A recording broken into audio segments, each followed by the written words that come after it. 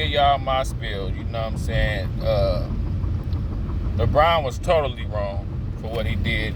And LeBron, you starting to kind of get on my nerves a little bit. You the greatest player. You the GOAT.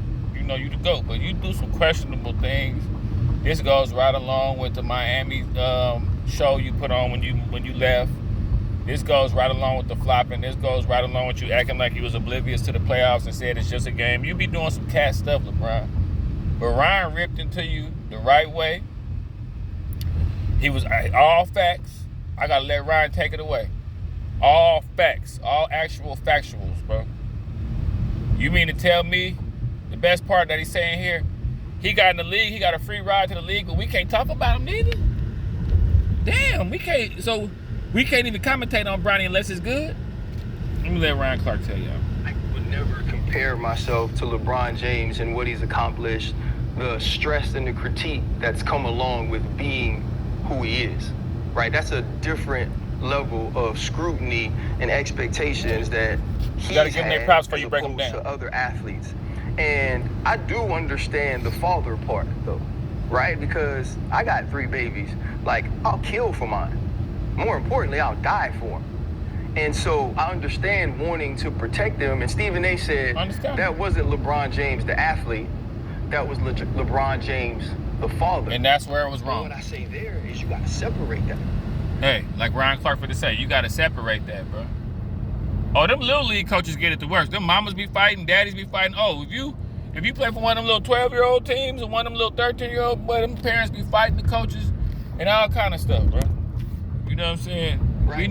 One of Pop's famous lines on Friday was, "No, baby, let him be a man." Bron got to let Bronny be a man. The first thing Jordan told me when he saw that, because we were together, he said, "Pop, I'd lose my shit." He said, if I did that, if someone was talking about him and I did what LeBron James did, he would lose it. He said, you got to let me be a man. And I've done that with Jordan in high school. I've done that with Jordan in college. And I'm not saying that he's where LeBron is, but LeBron did what he needed to do. But what about Bronny James? Think about what LeBron is saying, right? And I agree with this. Bronny James, for a 55th overall pick, for a guy who's played well in the G League and been on the bench and got, some minutes in the NBA, he is more negatively critiqued and analyzed than any player who would be picked in that position that does the job the way that he does it.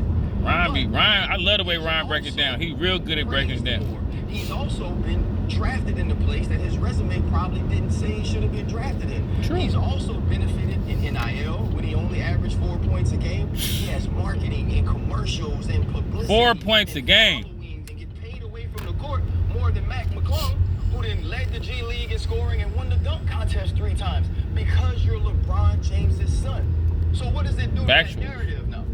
Right? How does LeBron run up on Stephen A. help the narrative? It doesn't. Because the narrative was, he's there because of you. He was drafted in the place he wasn't supposed to be because of you. Now, all of a sudden, we can't talk about him either? Damn. Now, imagine if LeVar Ball runs up on Stephen A. Imagine if T. Morant runs up on Stephen A. How classless all hell breaking loose. How immature we would say they are. LeBron James is a father doing the same thing for a professional basketball player. And I get it. I 100% get it, man. Sometimes somebody does something and it's on site. Stephen A. say, why you didn't call me? Mav got my number, right? He said, Rich got my number. Because LeBron James saw him, and LeBron James wanted to make that point. He wanted to show the world. He wanted to show Stephen A. You know you're going to go viral doing that, LeBron. Bro, I got you. And I'll do it publicly so everybody sees it. The problem is this. You ain't run up on Skip all them years he was talking about you.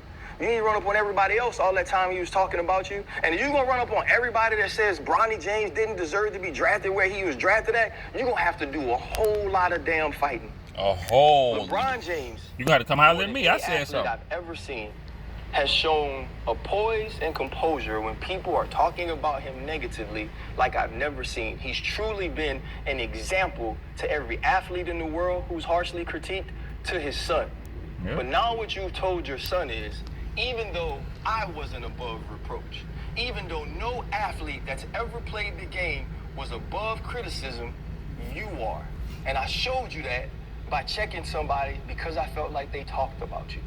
And that's, to me, where you got to separate father and you got to separate teammate. Because now, if I'm Bronny James, I know my dad loves me, right?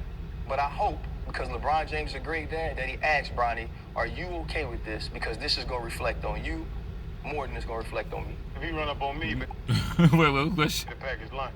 Yeah. You can't quantify love, man. Hey, look.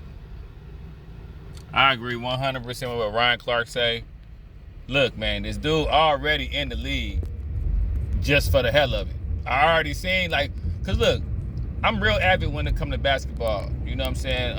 I talk a lot of basketball on this channel. You know what I'm saying? I'm starting to, the more people talk basketball with me, the more I'm going to talk basketball on this channel. Josh and Young Sports, we're going to be on the fitness, basketball, NFL, all sports, fitness stuff on this channel. And then I'm coming with a straight fitness channel called Joshy Bronco. That's coming up in a little bit. But anyway, yeah, it's like, even when Bronny was in high school, he never really showed out. And I'm talking about, I've been looking at Slam Magazine. I've been looking at sports forever. Like, I know about high school players when they're in high school, how they got to show out what they got to do.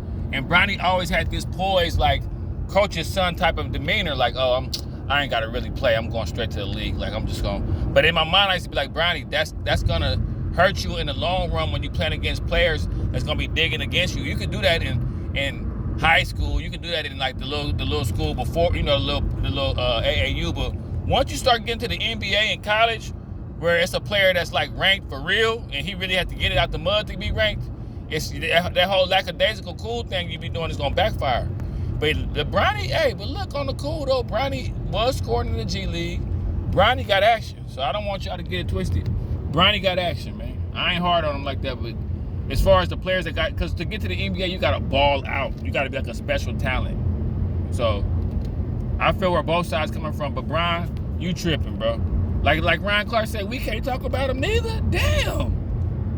Damn, bro. So we can't even talk about Bronny. So if Bronny have a bad game, so what if Bronny take a bad last second shot or something and miss? They're gonna have to last 3 seconds of the game. We can't even talk about that because, man, come on, LeBron, bro. You gotta chill out, man. Chill out. You know, take training wheels off Bronny and let him be a man, bro.